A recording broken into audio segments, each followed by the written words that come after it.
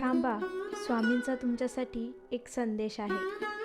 हा संदेश स्वामींनी तुमच्यासाठी पाठवला आहे. स्वामी म्हणतात, काय झालं बाळा? नशिबानं साथ दिली नाही म्हणून कोपऱ्यात बसून रडतोयस? आज तुला वाटतंय की तुझं सगळं संपलंय, तुझ्या नशिबात फक्त दुःखच लिहिलंय.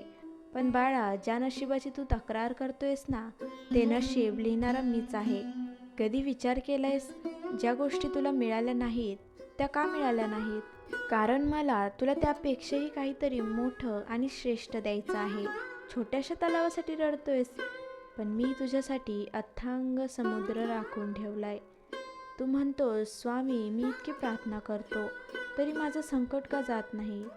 अरे, संकट येतंय कारण तुझी ताकद वाढावी. व्यायाम केल्याशिवाय शरीर घडत नाही आणि संकटाशिवाय मन खंबीर होत नाही.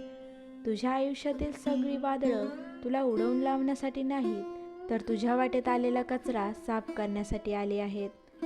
आता जो काळ तुला अंधारमय वाटतोय, तोच काळ तुझ्या यशाची पहाट घेऊन येणार आहे.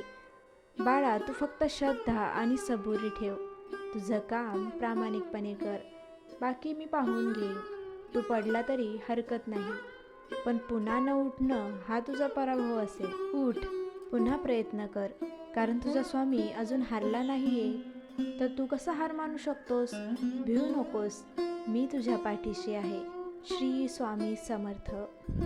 स्वामी सगळं काही ठीक करतील. तुमचाही स्वामींवर विश्वास असेल तर कमेंटमध्ये श्री स्वामी समर्थ नक्की लिहा.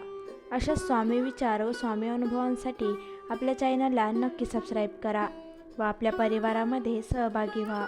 श्री स्वामी समर्थ.